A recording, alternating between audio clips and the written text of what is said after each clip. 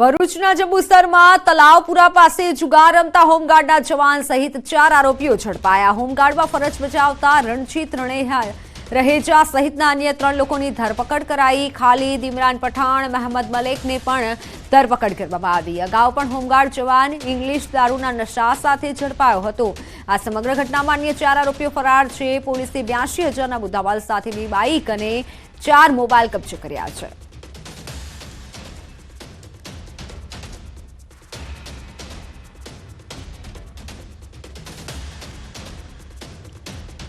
બનાસકાંઠામાં ચાંદીના શંકાસ્પદ દાગીના પોલીસે જપ્ત કર્યા છે। 43,50,000થી વધુના દાગીના જપ્ત કરાયા છે। ગુંદરી ચેકપોસ્ટ પર પોલીસની કાર્યવાહી। રાજસ્થાનના કાર ચાલક પાસેથી દાગીના મળી આવ્યા। પોલીસે ગુનો નોંધી વધુ તપાસ હાથ ધરી।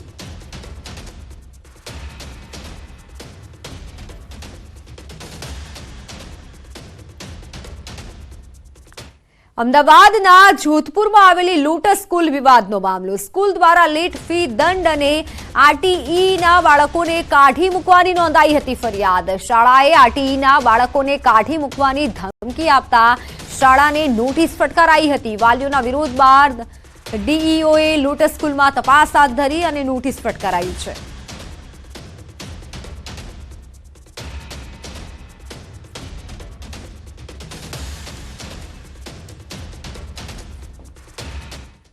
સાબરકાંઠાના ઈડર પાણીનો વેડફાટ થતો હોય તેવા દ્રશ્યો સામે આવ્યા છે। પાલિકાના વોર્ડ નંબર 2માં પાણી છોડાયા બાદ બજારના માર્ગો પર પાણી ફરી વળ્યા હતા।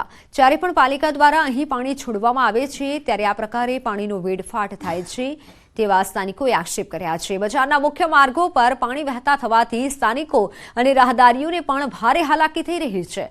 વારંવાર રજૂઆત છતાં હજુ આ અંગે કોઈ પણ તકેદારી ન લેવાતા લોકો પણ રોષે ભરાયા છે।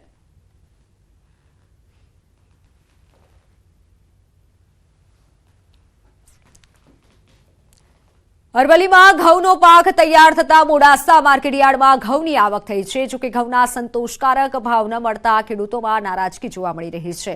મોડાસા માર્કેટયાર્ડમાં ઘઉંની દરરોજ 440 જેટલી બોરીઓની આવક થઈ છે। સિઝનની શરૂઆતમાં જ ઘઉંના 400થી 550 જેટલા ભાવ બોલાતા ખેડૂતો નિરાશ થયા છે। જિલ્લામાં 60,000 હેક્ટર જમીનમાં ઘઉંનું વાવેતર કરાયું। અગાઉ ઘઉંના 1,000 રૂપિયા ભાવ બોલાયા હતા, પરંતુ સિઝન શરૂ થતાં ભાવ ઘટી જતા ખેડૂતોએ નારાજગી વ્યક્ત કરી છે। બીજી તરફ માર્કેટયાર્ડના સત્તાધીશોએ આ ભાવ ટેકાના ભાવથી વધારે હોવાનો દાવો કર્યો છે।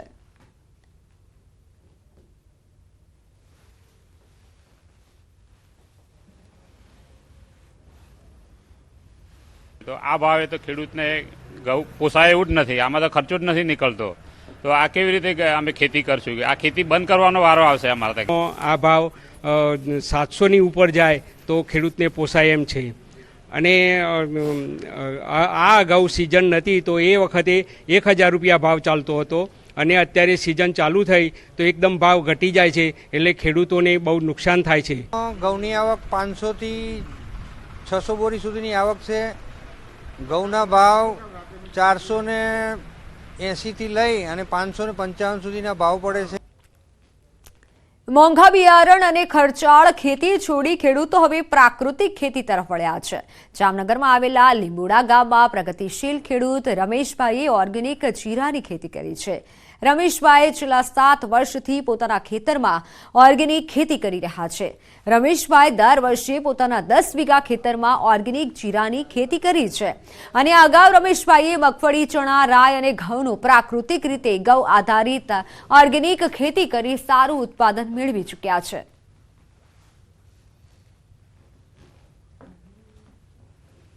છેલ્લા હું 7 વર્ષથી આ ઓર્ગેનિક કરું, ગાય આધારિત।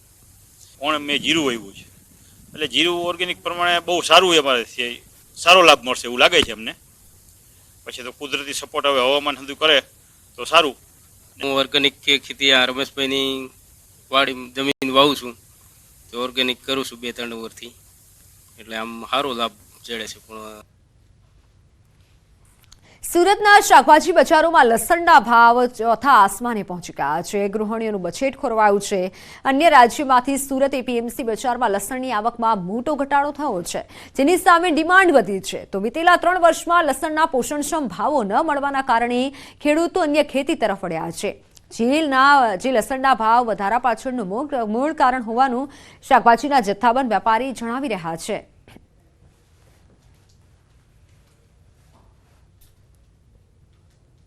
પોષણક્ષમ ભાવ ન મળવાના કારણે એ લોકોએ આ વર્ષે ખેડૂતો લસણની ખેતી તરફથી મોટા પાયે હટી ગયા અને એ કારણથી માલની ઉત્પાદનમાં ઘટ પડી. એના સાથે સાથે વાતાવરણની અનુકૂળતા ન આવવાના કારણે આપણા જે ગુજરાતમાંથી સૌરાષ્ટ્રમાંથી લસણ નીકળતું હોય તે અત્યારે આ સમય પર સૌરાષ્ટ્રનું લસણ નહિવત પ્રમાણમાં છે. અત્યારે આપણે લસણ માટે મધ્યપ્રદેશ પર આધારિત છીએ અને મધ્યપ્રદેશથી જે લસણની આવક થઈ રહી છે તો લસણનો ભાવ અત્યારે માલ ઓછો હોવાના કારણે અમારી માર્કેટમાં 3000 થી 5000 રૂપિયા પ્રતિ 20 કિલો સુધી અત્યારે વેચાઈ રહ્યું છે. હવે ધીરે ધીરે નવા માલનો નિકાલ શરૂ થઈ ગયો છે અને જેમ જેમ નવો માલ નીકળતો જશે એમ બજારો અંકુશમાં આવવાની સંભાવના છે. તો એક વર્ષ અગાઉ સુરતના બજારોમાં સૂકા લસણનો જે ભાવ હતો તે લસણનો ભાવ આજે ચોથા આસમાને પહોંચી ગયો છે. સુરતની એપીએમસી માર્કેટમાં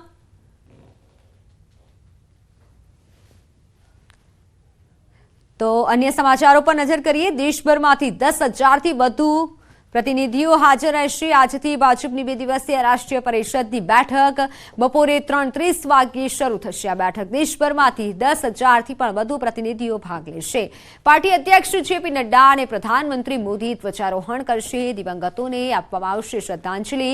પ્રથમ દિવસે પક્ષ તરફથી પ્રસ્તાવ લાવવામાં આવશે અને આ પ્રસ્તાવમાં સરકારની ઉપલબ્ધિઓ અને વિકસિત ભારતનો ઉલ્લેખ હશે. વિડીયો પ્રેઝન્ટેશન, સાંસ્કૃતિક કાર્યક્રમો સહિતના આયોજન પણ કરવામાં આવશે. રાષ્ટ્રીય અધિવેશનમાં રવિવારે બીજો પ્રસ્તાવ મુકાશે. રામ મંદિર પર મૂકવામાં આવશે આ પ્રસ્તાવ, જ્યારે બીજા દિવસે પીએમ મોદીના ભાષણ સાથે અધિવેશનનું સમાપન થશે. દેશભરમાંથી આવેલા પ્રતિનિધિઓને લોકસભા ચૂંટણીની તૈયારીઓનો મંત્ર અપાશે.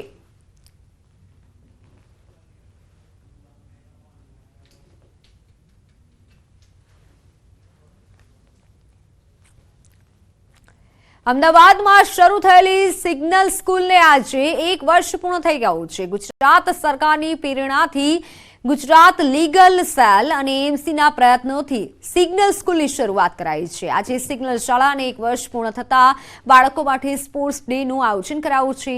સ્પોર્ટ્સ ડેમાં ગુજરાત હાઈકોર્ટના ચીફ જસ્ટિસ, લીગલ સેલ અને એએમસીના કમિશનર સહિતના અધિકારીઓ ઉપસ્થિત રહ્યા હતા. જીવન એક સ્પોર્ટ્સ છે અને આ બાળકો સ્પોર્ટ્સમેનશીપ જીવનની આ બધી પ્રવૃત્તિઓ મારફતે શીખશે. ગુજરાત સરકારની પ્રેરણાથી Gujarat high court, legal cell authority, Ahmedabad municipal corporation અને સ્કૂલ બોર્ડ આ બધાના સંયુક્ત અભિગમથી જે આ કાર્યક્રમ ચાલુ કર્યો હતો સિગ્નલ સ્કૂલનો, તેમાં આજે 153 બાળકોનો રમતોત્સવ યોજાયો છે. રાખોડી શેર ટીટોડી નામનું દુર્લભ વિદેશી પક્ષી મધ્ય ગુજરાતનું મહેમાન બન્યું છે. પંચમહાલના પાવાગઢમાં આવેલ વડા તળાવમાં આ દુર્લભ પક્ષી દેખાયું હતું. સામાજિક વનીકરણ વિભાગના જયેશ દુમાદિયાના કેમેરામાં દુર્લભ પક્ષી કેમેરામાં કેદ થયું છે. સામાન્ય રીતે 15 થી 20 અલગ અલગ પ્રજાતિના વિદેશી પક્ષીઓ દર વર્ષે અહીંના મહેમાન બનતા હોય છે અને તેવામાં ચીન, જાપાન, મંગોલિયા જેવા દેશોમાં જોવા મળતું રાખોડી શેર ટીટોડી અહીં જોવા મળતા વન વિભાગ તરફથી પણ આ પક્ષીની વર્તણૂકનો અભ્યાસ કરવામાં આવી રહ્યો છે. આ પહેલા રાખોડી શેર ટીટોડી સુરેન્દ્રનગર પંથકમાં એક વખત જોવા મળ્યું હતું. અહીં સતત લોકોની અવરજવરના કારણે પક્ષીઓને શાંતિપૂર્ણ વાતાવરણ ન મળતું હોવાનું પણ આરએફઓએ જણાવ્યું હતું. પક્ષી થોડુંક રેર છે અને એના વિશેનો અસ્પષ્ટ ડેટા ઉપલબ્ધ છે, એટલે હવે રોજ અમે નિરીક્ષણ કરતા રહીશું એટલે એનો ખ્યાલ આવે કે કેટલા સમય સુધી અહીંયા રોકાય છે અને એની વર્તણૂક વિશે અમે અભ્યાસ કરીએ છીએ. વિદેશી પક્ષીઓનું ભારતમાં દર શિયાળામાં આગમન થતું હોય છે. એ જ પ્રકારનું એક રાખોડી શેર ટીટોડી નામનું જે વિદેશી પક્ષી છે તે મધ્ય ગુજરાતમાં પ્રથમવાર જોવા મળ્યું છે. સાથે સાથે જ ગુજરાતમાં બીજી વાર જોવા મળ્યું છે. હું હાલ આપને સીધા દ્રશ્યો બતાવીશ. જે રાખોડી શેર ટીટોડી નામનું જે પક્ષી છે તે પાવાગઢની તળેટીમાં આવેલા વડા તળાવમાંથી મળી આવ્યું છે. જે વિસ્તરણ વન વિભાગ છે, સામાજિક વનીકરણ વિભાગ છે, તેના આરએફઓ દ્વારા અહીંયા પક્ષી દર્શન અને પક્ષીઓનું સર્વે કરવામાં આવતું હતું ત્યારે તેમના કેમેરામાં આ પક્ષી કેદ થયું મળ્યું હતું. પ્રથમવાર જોવા મળતી આ દુર્લભ પ્રજાતિનું પક્ષી અહીંયા આવ્યું છે. આ સાથે જો અહીંયાની વાત કરવામાં આવે તો હાલ 40 જેટલા જે કાદવ ખૂંદનારા પક્ષીઓની પ્રજાતિ છે તે અહીંયા આવે છે, જેમાં 15 થી 20 જેટલા જે વિદેશી પક્ષીઓ છે તેનો પણ અહીંયા સમાવેશ થઈ રહ્યો છે. અહીંયાની વાત કરવામાં આવે તો આજુબાજુનો જે જંગલ વિસ્તાર છે તેની સાથે સાથે જ અહીંયા તળાવમાં પાણી ખૂબ પુષ્કળ પ્રમાણમાં છે, પરંતુ અહીંયા જે સામાજિક વનીકરણના આરએફઓ છે તેઓ જણાવી રહ્યા છે કે પક્ષીઓ છે તેઓને અહીંયા જે રોકાણ માટે જે જરૂર પૂરતો સમય છે તે નથી મળી રહ્યો. અહીંયા કેટલાક સહેલાણીઓ આવતા હોય છે, સાથે સાથે જ કેટલાક પ્રી વેડિંગ શૂટિંગ માટે પણ આવતા હોય છે. ત્યારે આ વિસ્તારને જો પ્રોટેક્ટ કરવામાં આવે તળાવના, તો પક્ષીઓ છે તે શાંતિથી વિહરી શકે અને તેમનો જે આનંદ છે તે પણ માણી શકે એમ છે. રાજેશ જોશી, NewsEighteen ગુજરાતી, પંચમહાલ.